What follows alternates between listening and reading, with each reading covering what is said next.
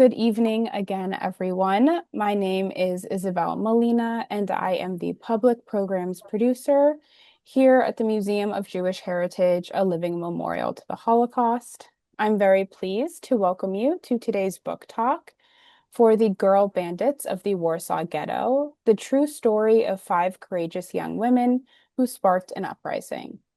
Here at the museum, we are dedicated to the crucial mission of educating our diverse community about Jewish life and heritage before, during, and after the Holocaust. As part of that mission, our programs illuminate the stories of survivors, broader histories of hate and anti-Semitism, stories of resistance against injustice, and more. Thank you all again for joining us today virtually. We hope that if you're able to, you will visit the museum in person to see our current and upcoming exhibitions, including Art of Freedom, the life and work of Arthur Szyk, which opened yesterday, December 7th.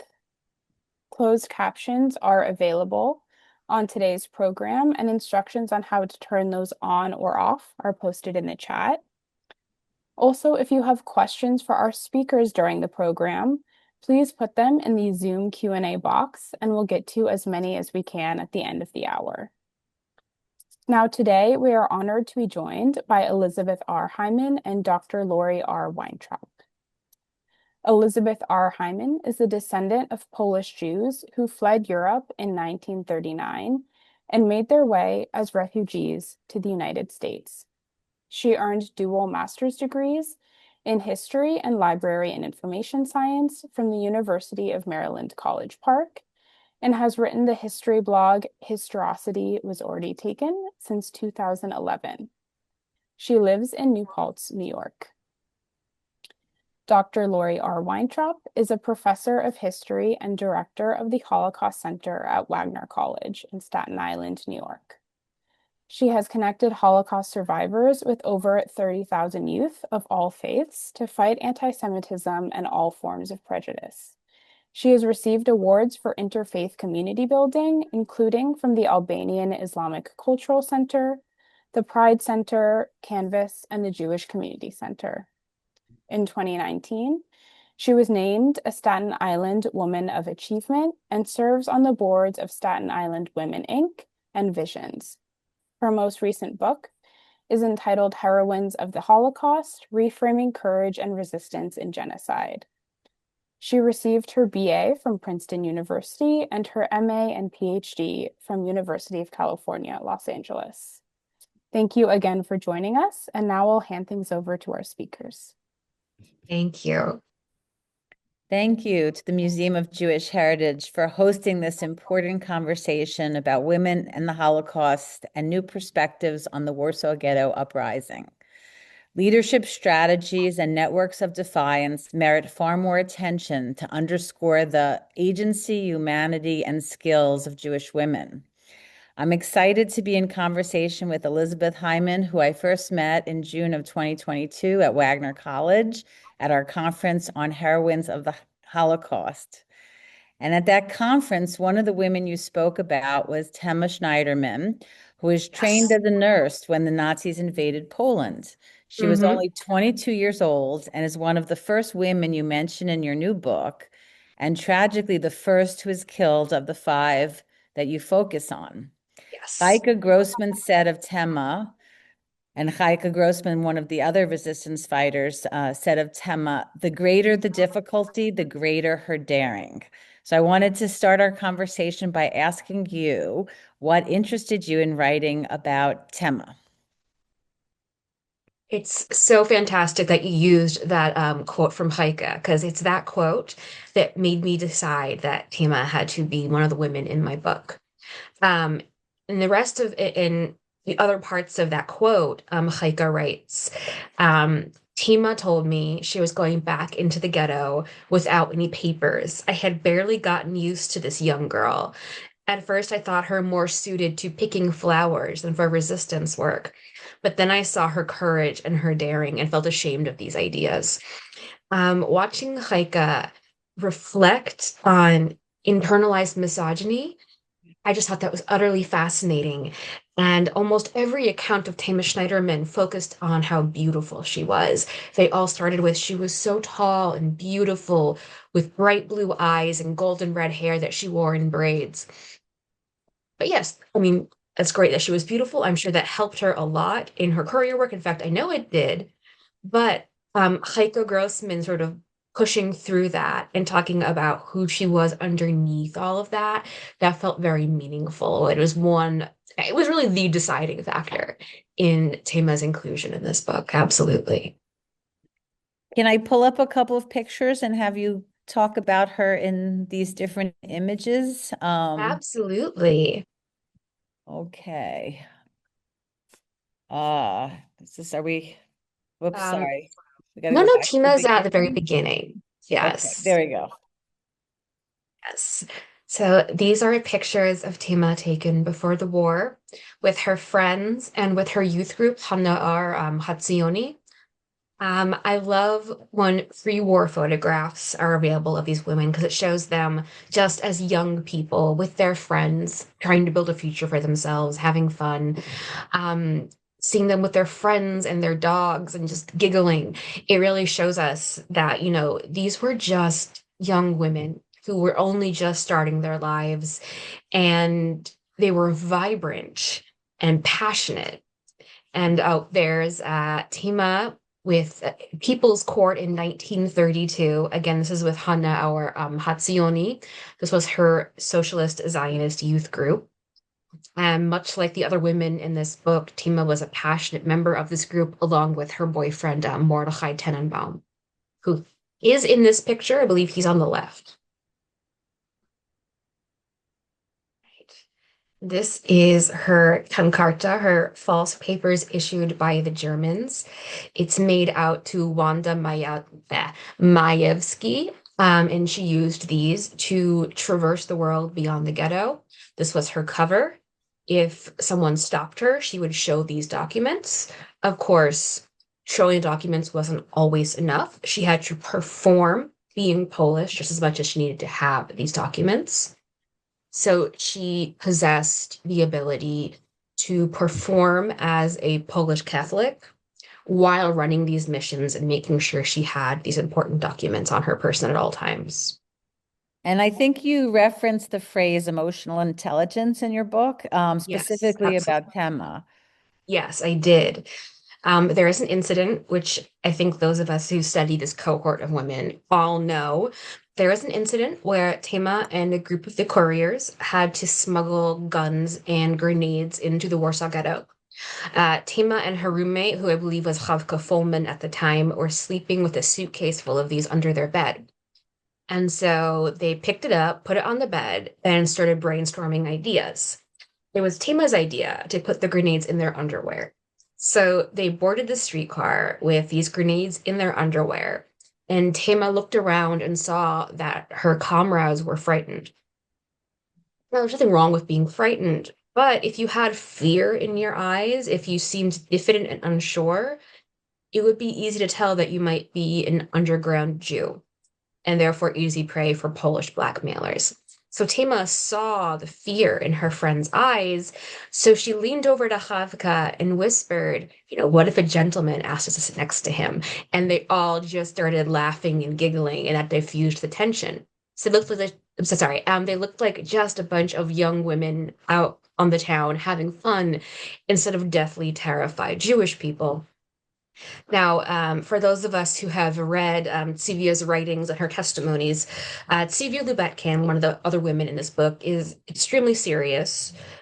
She likes to write very quickly and keep herself out of her own writing. But she wrote in her own memoir slash testimony that this incident showed Tima's, how do I put this? I'm just going to paraphrase it and say emotional intelligence. For Tsivia to pick up on that and note that as exceptional really speaks to the importance of these soft skills to these women's underground work. Yeah, that she was a professional and it wasn't, that she was able to pass, right? Exactly. Not And just in looks, but in comportment and behavior, etc.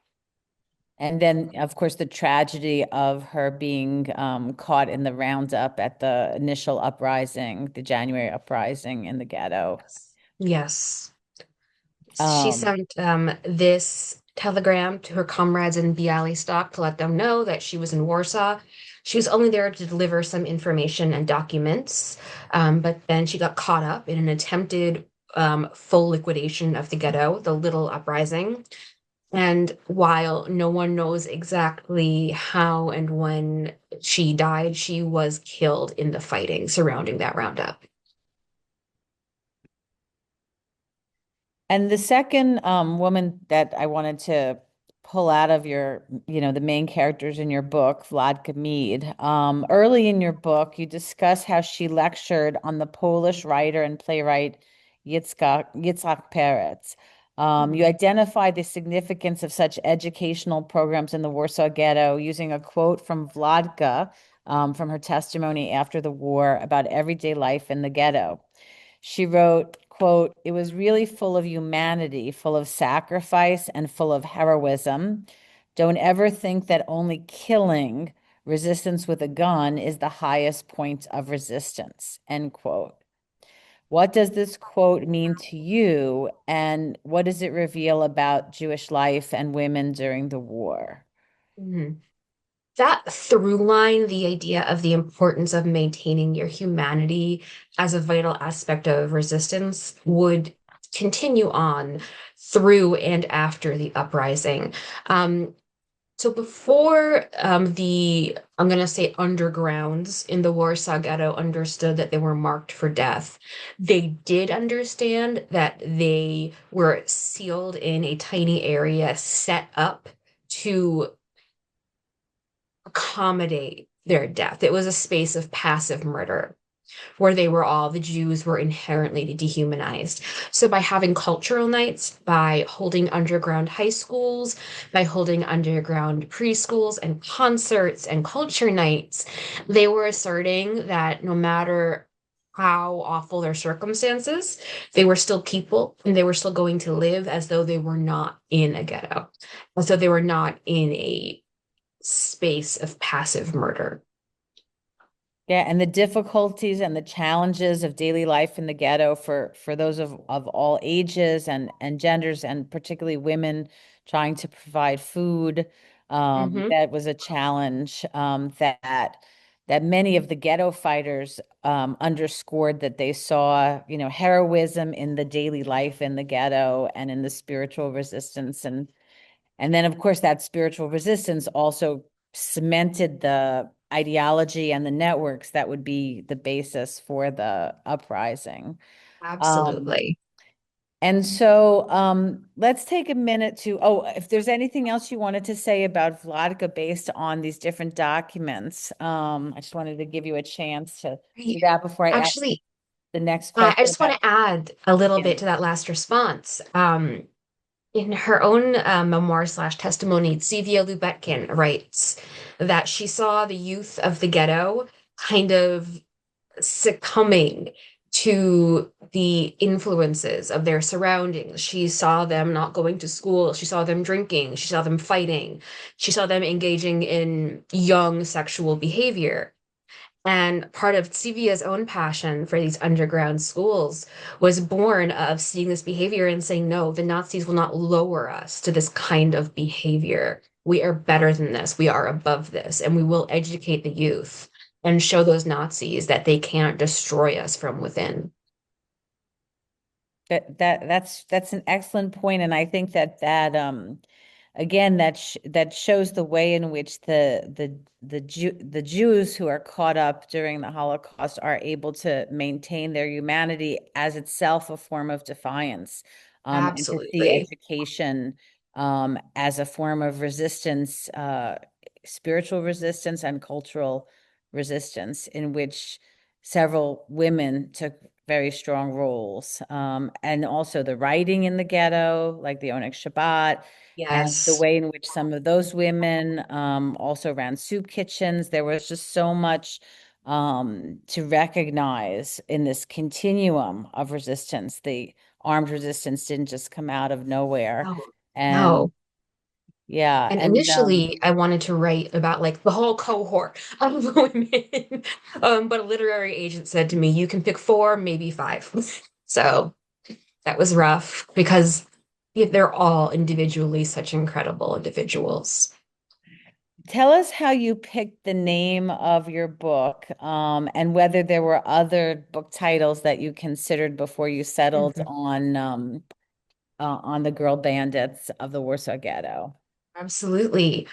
So it took me a very long time to think of the title because I was throwing various ideas together and none of them quite worked. They were a little bit like awkward and cringy. But one day I was half asleep. It was maybe like 11 o'clock, and I suddenly thought, Girl Bandits of the Warsaw Ghetto. Um, and now I've seen a variety of responses to that title, and that's intentional. It's supposed to make you think, wait, what? These aren't girls. These are women. It's supposed to be provocative. We've talked a bit about these ideological political youth movements. I can't overstate how important these groups were to Polish Jewish youth and even European youth in the 1930s.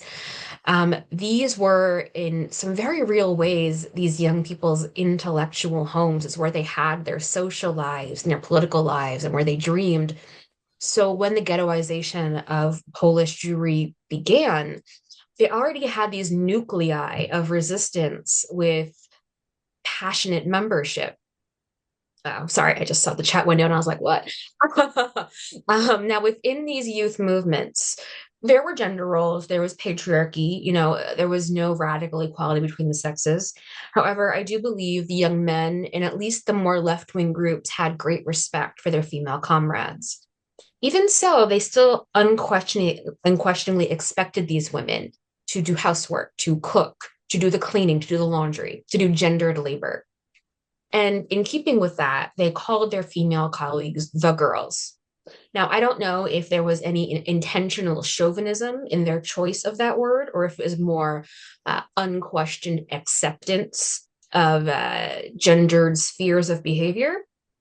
But they called them the girls. They'd be like, oh, we went out learning how to do urban warfare training. Then the girls went off and made dinner. But they weren't girls. These were highly trained resistance fighters. Now, the Nazis would use the term bandit to denote anyone they saw as subhuman who resisted them. So, in their eyes, any Jew who tried to assert their humanity, let alone resist, was a bandit. So, I'm thinking girls, bandits. They're not girls, they're not bandits. But those two type words were used to, how do I put this? Invalidate their labor, invalidate their courage, invalidate their service. So I hoped that by putting these two words together, girl bandits would subvert the chauvinism inherent in both of those terms. Yeah, there's a famous phrase from Emanuel Ringelbaum who uses the term girls. And then there are some of the women who use it for themselves, like Chaya Klinger says something the girls were defended themselves on par with the Oh, boys. absolutely. They used it Um, too. yeah, and what's interesting is that I think by choosing that title, it continues this debate that historians have initiated about what is the right word for these women. Mm-hmm. Because, of course, in her famous essay, Lenore Weitzman calls them the couriers or the kashariot. But then there's other authors like Sharon Giva has called them the spearheads. Mm-hmm. Avihu Ronan makes an argument for shlicha, for emissaries. In my essay, I compare them to the SOE, to the women Mm-hmm. agents in the British Special Operations Executive, like Noor Khan. So it's part of this ongoing conversation. We're trying to find the right language to describe the fact that these are women with skills, Yes. and not just language skills, and other skills. Okay, so let's go back to talking about individual women. And I think the Just a next quick one, comment on yeah. that. Simply as a public historian, I prefer to use courier women or kashariot for slightly more specialized individuals. So they just understand what they're seeing. Actually, I did consider calling the book Benditon, but my editor was like, no, no, no, we need something that's a bit shows more what it's about. um, and I lost my train of thought again. I'm so sorry. I like to call them the Kashariot / the couriers, just so the general public can easily grasp it. But and sort of in deference to Lenore Weitzman, since she really did pioneer the academic study of these women. That's just my little take on that. Okay, I'm going to share some slides now of Tosia. No, is the slide up? No. I think we left off on Vlatka, and I think Tosia is right after her in the slides. Okay. Do you see the slides? No, and for everyone watching, before we went live, we were talking about who is going to handle the slides, and I was said, so not sure me. that I could do this. I Okay. always mess up when it comes to screen sharing and slides. Okay, I think I got it. Give me a second. Of course. Better? I can see Tema. Okay, so we just have to advance it, and we are on Tosia. There we go. Yes, there she is. So Tosia was also a Kashariot with an important record in the Jewish underground and the Warsaw Ghetto Uprising. What do you see as some of her key accomplishments and goals in participating alongside Mordechai and Anilevich and others in the Jewish resistance? Much like the one we've already discussed, her role was a natural outgrowth of her work with her youth group. She was a youth educator for her Zionist socialist youth group, Hashomer Hatzair. She was actually noted by her peers for her skill at crafting curricula and educating. And in keeping her youth group together, she liked to connect people and be the glue in relationships and friendships. So when these first resistance networks were growing during the isolation of Jewish communities following the invasion of Poland, this cohort of women, their first job was to travel around occupied Poland and Lithuania and check in on youth group members to see if they're alive, to see if they need help, to see if they need food, to see if their families need food.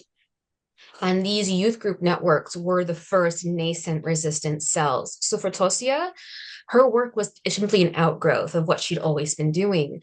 Later on in the war, as the Jewish youth starts to figure out what Hitler has in store for them, she runs news between the ghettos. I believe her friend Rushka Korczak wrote that when Tema arrived in Vilna from Warsaw, it was like a beam of light because she came bearing news of the outside world and reminded them that they were not alone. So those same skills she used in creating groups of quote unquote youngsters and educating, she now turned to using to keeping her people uplifted during this incredibly dark period.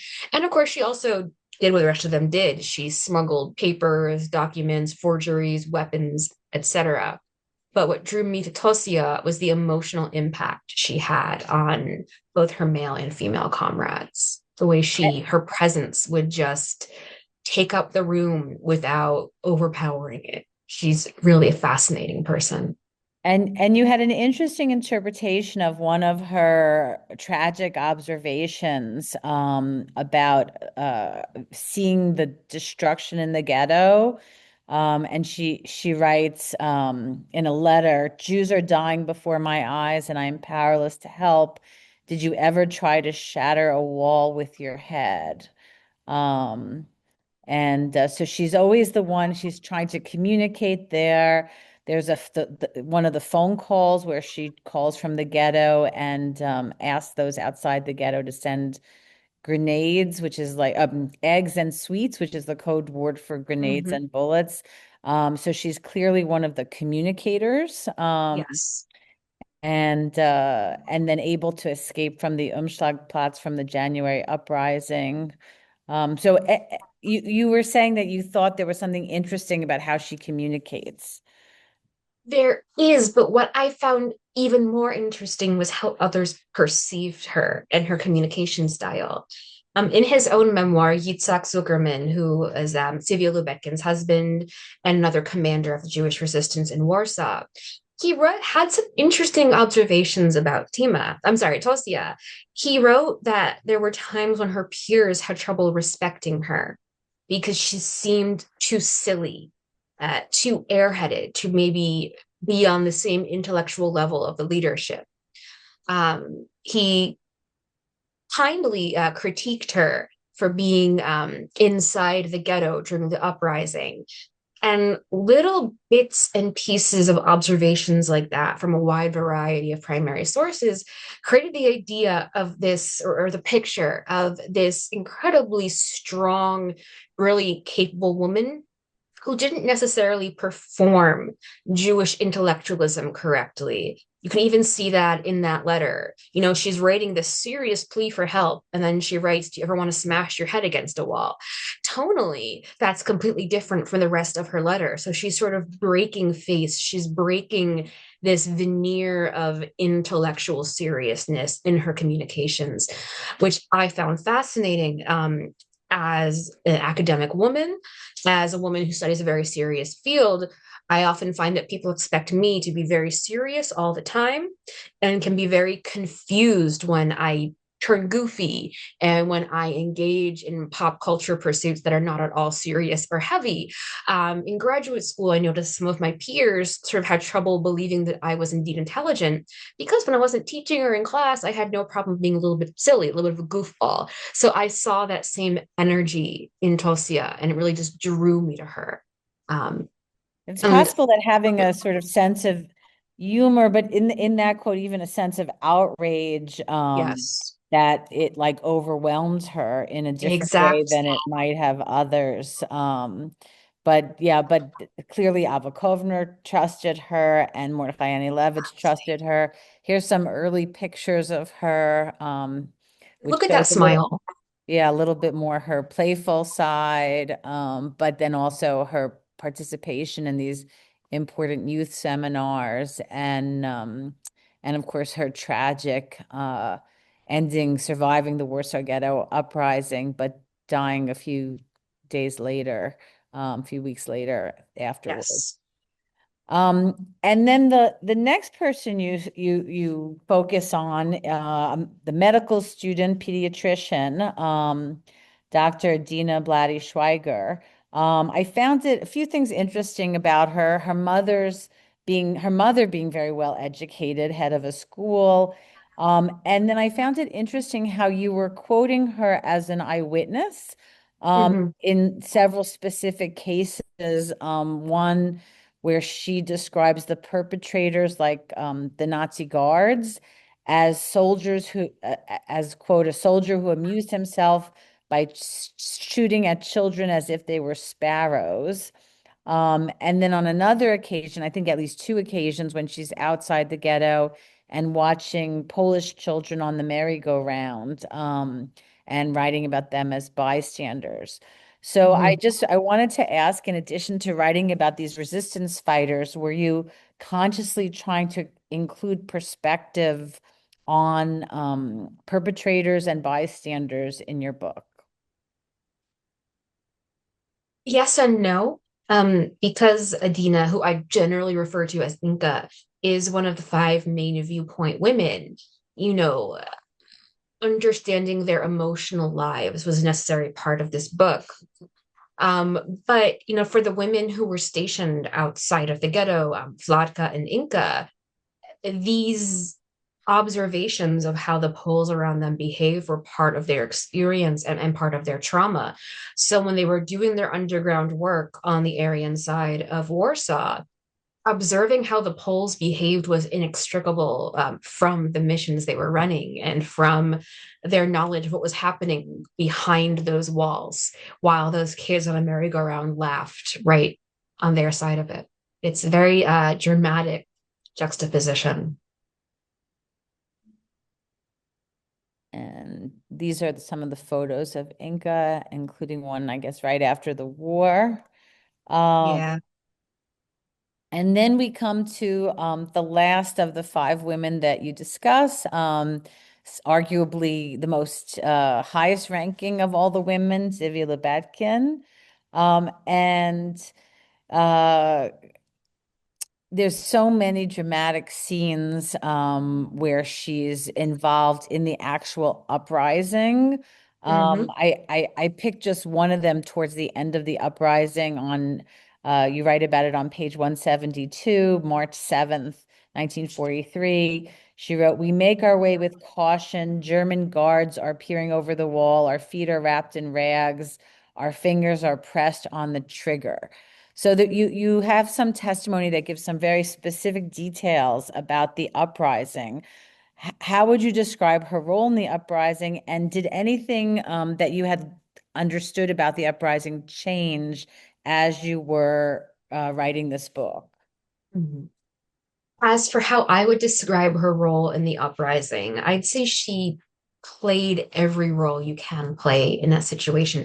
She was a commander, she was a strategist, she was a fighter, but she also did the work we generally think of as being women's work, feminine work.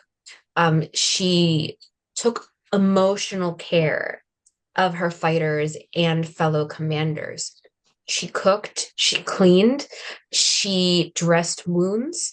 So if you're going to create a stereotype of an active woman who is not a soldier but is still at war, she fulfilled almost all of those actions and really kept calm and collected when a lot of her male colleagues didn't.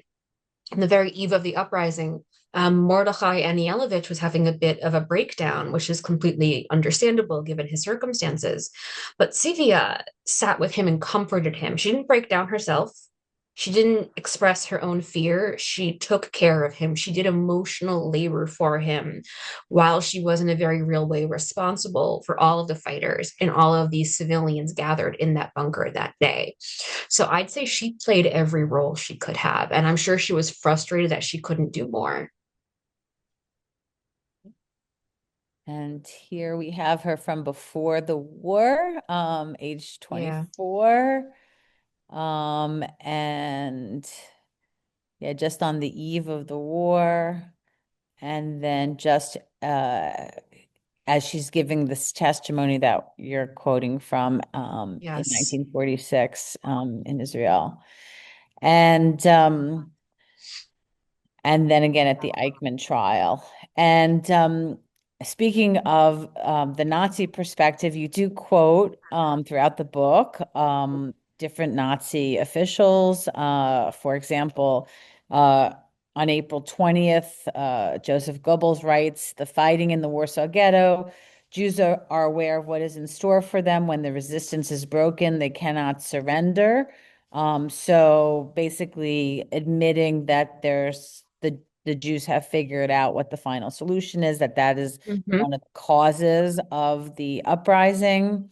And so again, that comes back to that question about a goal of rethinking the uprising and how we might think about the uprising slightly differently after hearing these Hmm. testimonies. Right. So in Sivia's writing, she made it clear that, and in the writing of other commanders, that the Jewish fighting organization didn't expect to win. They didn't expect to defeat anyone. They didn't expect to survive. The point of their fighting was to restore dignity to the Jews, to make an argument about their own humanity. They are not subhumans who will be, to quote Abba Kovner, led like sheep to the slaughter. They were active people who would fight back. And so I included those quotes because it shows that, however begrudgingly, the Germans had to come to see them as valid combatants. They had to acknowledge them as fighters who could take on those German troops by themselves. So that acknowledgement, it's huge because it shows that the Warsaw Ghetto Uprising achieved one of its goals. It asserted their agency and humanity in the face of dehumanization and destruction. So let me end this slideshow and continue our conversation by asking, one of the things I noticed about the women that you chose is that several of them chose, the survivors all chose to live in different countries, and are buried in different countries. I've been at Zivia's grave in Lochamei Haggedaot. Vladka is buried in the United States. Inka is buried in Poland, I believe in the Bund section of the Jewish cemetery in Warsaw. And Tema, presumably in Treblinka with Vladka and Inka's mothers. And so there's actually even like at the end of their life, they're scattered. Why do you think that they might have chosen to live in these different spaces? Does it teach us anything about resistance or about the character of these women to think about how they chose to live after the war was over? Right. Their choice of places to live speaks to two things. It speaks to the ongoing importance of those politics and those youth groups they joined when they were so young. It speaks to their commitment to those ideals. It also speaks to Polish behavior towards surviving Jews in the months immediately following the Holocaust. Now, Vladka and Inka were both part of the Bund movement. Bund movement, honestly, there could be entire books written just explaining what the Bund movement actually was. It was a fairly complex, specific movement. But to make it as simple as possible, it married socialist, quasi-Soviet politics with working class Polish nationalism. Its goal was to act as a valid alternative to Zionism, which it rejected, as a form of Jewish nationalism wherever they lived. So a lot of different complex ideas happening there, but for the purpose of this conversation, the importance is their dedication to living in Poland. Now, in the months and years immediately following the Holocaust, a lot of Poles were not happy to see Jewish survivors trying to return home and reclaim their property. There were massacres of Jewish survivors. There were boycotts of Jewish businesses. Think Vladka and her husband Ben would have liked to have stayed in Poland because they were committed Bundists, but they, like many other Bundist survivors, chose to leave for the United States, where many Bundists lived within the same couple of blocks in the Bronx for much of the mid-century period. Adina slash Inka chose to stay in Poland as a combination of her commitment to those Bundist politics, but also her husband was a Pole and he had a life there. And I think that could probably shielded her from some of the violence. As for Tsivia, her youth group was Hashomer Hatzair, Zionist socialism. All she wanted to do from a very early age was move to Palestine and live in an agricultural commune. And that's what she did. After her first years in mandatory Palestine, she and her husband Yitzhak purchased, in their words, a plot of land where they built the ghetto fighters kibbutz and museum. And that's where Tsivia lived out the rest of her life, at an agricultural commune in the land of Israel. So they lived out their politics to the very end, as much as they could. Yeah, I think those are really very astute reflections. And I have two more questions left, and then we're going to turn to some audience questions. So if you have any questions, this is a good time to put them into the chat. And the first question I see here about which women survived the war. Hopefully, we just answered that question, yes. Right? 3 of the women survived the war, and Tosia and Tema did not. So I'm gonna keep asking my last 2 questions, and then we'll come to more of the questions from the audience. So, as you did your research and writing, did you have a favorite scholarly book or article? Which books by scholars most impacted your thinking, and is there one you might recommend for future reading? Right. So that would be Women in the Holocaust by Dahlia Ofair. And is it Lenora Weitzman or Joan Ringelheim? And Lenora Weitzman, yeah. But yeah, that book, it's a collection of papers about women and the Holocaust. It's outstanding.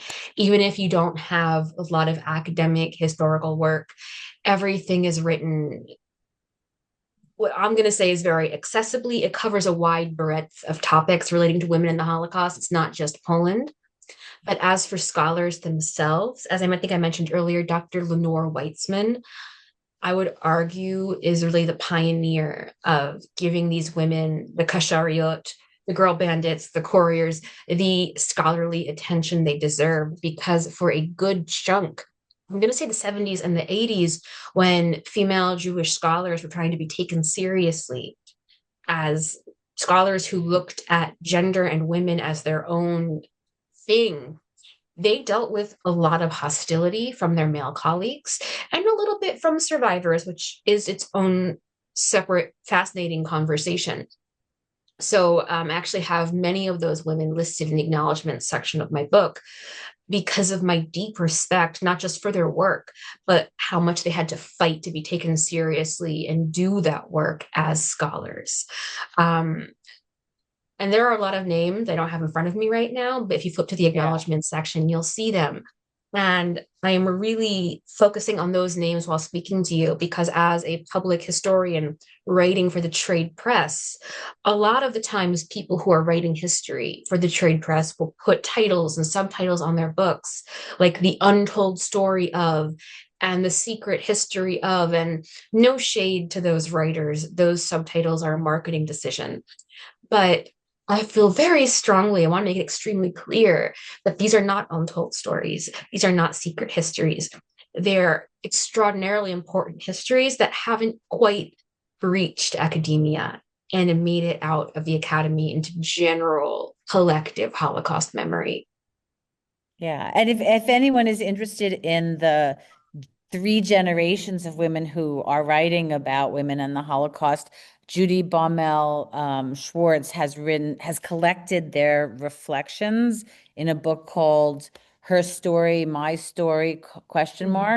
Writing about women and the Holocaust, which has 27 biographical academic essays, and it has the several different generations of international scholars who have spent their lives devoted to writing about women and the Holocaust.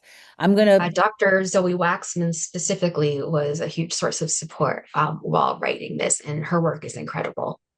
Yes, and she wrote about women and the Holocaust from a feminist perspective, I think is the title of her book, although not a lot about resistance, more about other elements of the Holocaust and gender.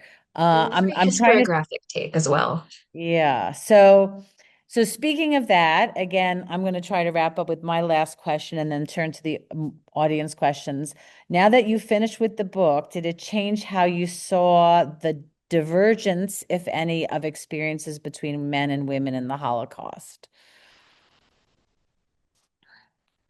By the time I first learned about these women, Vladka was the first one I learned about. I was in graduate school my second year. I was already learning about the gender differences in Holocaust experiences. I started off with Marion Kaplan's Between Dignity and Despair, and some of Paula Hyman's fantastic work. No relation, by the way, although she is my grand advisor. So learning of these women and doing the research for myself merely deepened what I already understood of these fascinating gendered experiences of the Holocaust, and how and why male and female experiences and perceptions can be so radically different. Okay, well, thank you so much for answering all my questions. Now I'm going to go to the chat. So the first question is, how did you choose to focus on these 5 women specifically? Right. And now, since we've spoken about them at length, I'm going to give a sort of brief version of the answer to this question, because I can answer this question for like 45 minutes. Vladka was the first of these women I personally learned of. It was in a course called Women and Gender and Autobiography, all about how to read Jewish women's diaries, autobiographies, memoirs, etc., as primary source documents and apply historical methodology to them. She was the first one I learned about. And when I learned about her, I was righteously indignant, because I had never heard of a group of women who were smuggling dynamite into the Warsaw Ghetto. And I was sitting there 23 years old thinking, nobody told me about this. So I decided, Isabel mentioned my blog, Historicity, was already taken at the very beginning of this talk. in that blog, I had a series going where I'd profile fascinating women in history who just were interesting, unexpected, underknown, etc. And I decided I was going to write a blog post about vodka. That blog post ended up being 11 parts, and I started posting it in April of 2018, timed to align with the 75th anniversary of the Warsaw Ghetto Uprising. And that became an 11-part series, so 5 years, 11 parts. I learned of all of these women while doing the research for that post. After it was up, I remember I said to my mother, I said, I'm so proud of this post. I loved researching and writing it, but I feel like I've barely scratched the surface. And she said, well, maybe that's your book. And I was like, oh, okay. So when it came to selecting women, I already knew, I think, that I wanted to write about Sivia, Tema, and Tosia for most of the reasons we discussed. And if you're discussing this cohort of women in Warsaw, you can't not talk about Sivia. She is everything. What was complex was choosing the fifth woman to write about. Originally, the fifth woman in this book was going to be Rachel Auerbach, or Rachel Auerbach, who worked with Dr. Ringelblum in the Oneg Shabbat project. She was instrumental in ensuring that those archives were excavated. She did trailblazing work at Yad Vashem after the war. However, I do it quietly, but in this book, I make a very strong generational argument that the women who came of age in the interwar period were a very specific generation with very specific characteristics. And Rachel is a bit older than that cohort. So I ended up switching her out fairly late in the game for Inca. Originally, Dr. Schweiger, Inca was going to just be another memoir I used, another primary source. But as I read of her experiences and saw the beauty and depth of her prose, I just thought, okay, if it can't be Rachel, it has to be Inca. And that's the short version of how I chose the 5 women. Yeah, and it's interesting that 2 of the women had medical experience. That's kind of interesting. It is. It is. There's a question which I think we always ask ourselves, why do you think the stories of these women aren't more well known? And are these women more well known in Poland? And I think you might as well say Israel as well, because I think that's an interesting story too. But yeah, so what's your personal, we could talk about for 3 weeks why these women are not better known. Yeah. So I'm going to keep it short. So, if you come away thinking like, well, she could have said more about that. Yes, I could have said more. I could say 3 weeks more about it. In Israel, I'd argue these women are extraordinarily well known. To a lesser extent in Poland, in the segment of Polish society, which is concerned with these histories, they're fairly well known. However, as a public historian, I mainly concern myself with Holocaust memory in English-speaking countries, in United States of America, in England, the UK, and a little bit in Western Europe, Poland, Israel. There were a lot of factors that went into this. Part of it is simply the nature of gendered behavior following World War II. In the United States, in Great Britain, in Poland, in Israel, you had women who went to work every day, who worked with their hands, who were spies and mechanics and soldiers. Then the war was over, and the vibe was very much, okay, you did your service during the war, you did the SOE, you built airplanes, go home. The men are back now. Go back to the kitchen. Okay, be in the domestic sphere, take care of your kids, have kids, and let the men take charge. So that was a very strong set of cultural expectations that impacted all women who played roles like this at various fronts in the Second World War.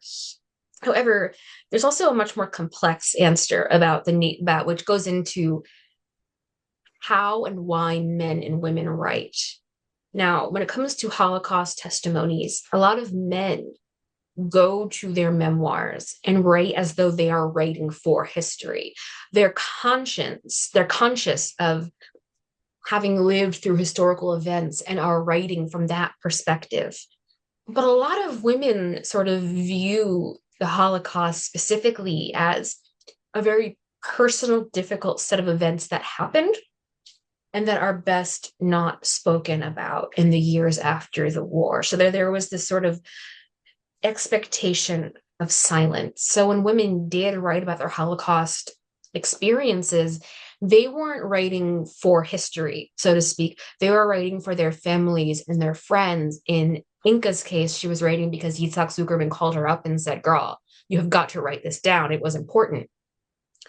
And so the fact that these Jewish women were writing for friends and family made their work quite a bit more difficult to understand without heavy secondary research. So where Yitzhak Zuckerman might write about an event that happened and then give as much historical context as he could, therefore letting his work be easier understood by readers, a woman would not add context. She'd just write, well, this happened in that city with that person, and then she'd move on.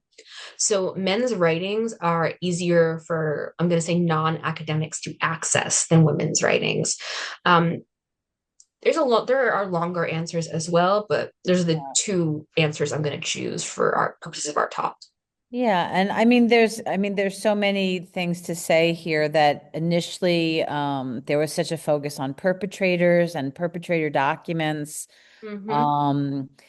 Avihu Ronan says that some of the women wrote about the men that didn't survive in these dual leadership models. Mm-hmm. Judy Baumel-Schwartz writes about why Hannah Senesh is remembered more than Zivia Lebetkin. And Bella Guterman says that even in Israel, that Zivia was very well known after the war, but by the next generation now, even in Israel, people don't know who Zivia is. So yeah, there's layer on layer of explanation. And the important thing is that there's a slew of books coming out now. Sharon Giva's book on Zivia, Judy Battalion's book, and your book, and the Heroines of the Holocaust book. So across the spectrum from academic to popular and New York Times bestsellers and all that we can look forward to. And hopefully there'll be more. Someone actually, I think, asked if you plan to write more about these 5 women, in like a series, what do they call those things? Zins, TV series, books, film series. Yeah. Right. Well, for this particular book, my interest in writing it is, as you know, when historians are writing, we're writing to make interventions in our fields, to contribute to building knowledge. As a public historian, I see my intervention as being towards collective public memory. So I think any historian, a Holocaust scholar who read this book would say, okay, what, and because this is not brand new information, but it is for most people outside of the academy. And that was really the driving force behind this book. Would I like to write more about them? I made a joke with my friend about writing a Girl Bandits cinematic universe because there's so many other women who were so incredible who just could not be in the book for a wide variety of reasons. Paula Schuper, Wanda, I forgot how to pronounce her last name. Polish pronunciation still tripped me up, but she was known as Little Wanda with the braids. Women like Chavka Foman, who were in the book, Fruma Plotnicka, just so many. I would love to be able to write about all of them. As for revisiting these 5 women, I would like to be able to revisit the primary sources once I acquire slightly better language skills. But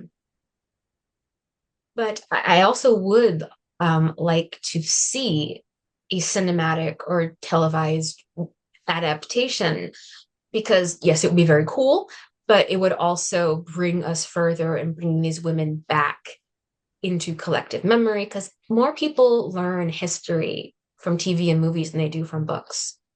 So I would really, really love the opportunity to see an adaptation of this happen. My agent and I have been talking about it. The book's only been out for like less than 2 months, so there's lots of time, but that would certainly help push them further and further into public knowledge. Yeah, and I could just add that I think that even more basic is that there has not been, to my knowledge, a real exhibit at a major Holocaust museum about women in the Holocaust. We have our small exhibit at Wagner College, which everyone is invited to, a window devoted to the young women who lost their lives in the Warsaw Ghetto Uprising, which is very unique. But I think that would also be a logical next step, would be to have a public space that was devoted. There was some street art in Warsaw that was quite striking with like the daffodil theme, but there's so much more to be done there. Yes, I Somebody was always looking for a book recommendation about 18 Mila and what happened at 18 Mila. It's mentioning that there is a good book by Leon Uris, which is of course fictionalized, but based on Mhm. conversations with Zivia and Yitzhak, who he thanks in the dedication. But can you think of another good source specifically for 18 Mila? Maybe Marek Edelman's book? Not so. Marek Edelman's book is fantastic and comprehensive. I'm knee deep in writing another book, so I'm blanking Maybe on one of the maybe the names. memoir by Kajik. There's Although I one can't. Between Thundering Walls written by Tuvia. I forgot his last name. It's in the bibliography of my book. His is incredibly detailed and comprehensive. Um, a lot of the Bundist primary sources are extraordinarily comprehensive, where perhaps the more Zionist ones aren't, because the Bundists were quite hesitant to even join the Jewish Fighting Organization. Tuvia, I'll remember his last name as soon as we get off this call, but he's cited comprehensively in my book. He's also in the bibliography. Um, but I do have a pretty strong sense of disdain for most fictional and artistic depictions of the uprising thus far. That does include Leon Uris's book. It's a product of its time. I'm not a fan. So go through the bibliography, check the notes in the chapters I wrote about the uprising. Um, a lot of the sources I used were extraordinary, and because of the very specific focus of this book, I couldn't delve into all of those experiences. So, go through that bibliography. Tuvia Um, Borzakowski, that's what it was. I have to say, the first book I read was Leon Uris's book, so I have a sort of soft spot for it. But yeah, it has its flaws, but it's also impossible to put down. Um, And it's an important work. yeah. So I'm trying to see other questions here. How did you come up with the cover of the book, and where did the photos and images come from? Mhm. I can't take credit for that cover. That was entirely the work of the team at HarperCollins. I think they did an amazing job, and I briefly discussed some ideas with them, but that was all that was their creation. Another question, when doing research for the book, did you discover anything unexpected or that truly surprised you? For me, it was learning that these women existed, and feeling that righteous indignation. Like, why didn't I know? That was the main surprise. What I will say is that reading these day to day experiences of the Holocaust really changes the way you think about it. Because even as a scholar, it can be easy to think about the Holocaust as simply like one big dramatic world changing event. When you read the memoirs and read the day by day, it becomes clear that it emerges that the Holocaust is just millions and millions of small personal experiences, because they didn't know that they were experiencing the Holocaust at the time. They didn't know what they were in the midst of. So being able to see it as just a collection of experiences really changed my thinking. There's a chronological question. When did the leaders of the ghetto find out they were all going to be killed and made the decision to fight? Right. That would be in fall and winter of 1941. That's after Hitler commenced his invasion of Russia, Operation Barbarossa. I detail this in my book, but long story short, in a couple of months following that invasion, he realized that he would not be able to get rid of the Jews as he had hoped he would. So he determined that he would just have them all killed. The Kashariot, these courier women, were the first eyewitnesses of the massacres of the Jews along that front between the USSR and the Third Reich. And they were the ones who brought information back to youth group and general ghetto leadership. So it was from women like Tima and Tosia that the ghettos and the resistances in the ghettos learned that this wasn't just killings of Jews, this was organized, intentional murders of Jewish communities. So that's the late And 1941. then there's back to a question about your process. Someone writes, I just finished reading Girl Bandits and I couldn't put it down. What is your next project? So my next project is actually a book about the Jewish refugee community which formed in Shanghai during World War II. I got to write my master's thesis on that community, so I'm so excited I get to revisit it. Its title is Under Swastika and Sun. We have a tenuous release date of sometime in 2028, so it will be a wait, but it'll be worth it.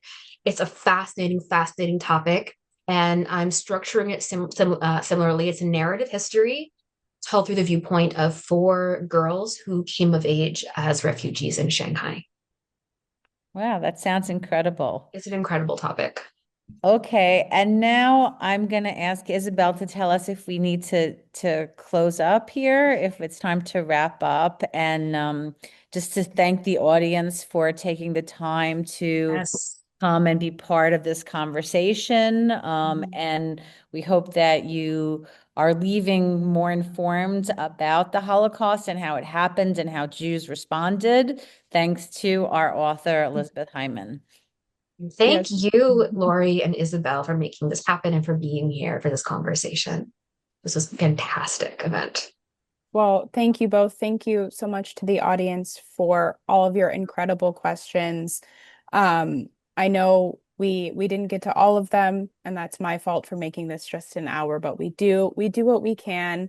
I would like to just take one moment to thank our speakers again, Elizabeth Hyman and Dr. Weintrob, for joining us today and for your absolutely wonderful presentation and discussion. And if you enjoyed today's program, we hope you'll consider making a donation to support the museum, which you can do at mjhnyc.org.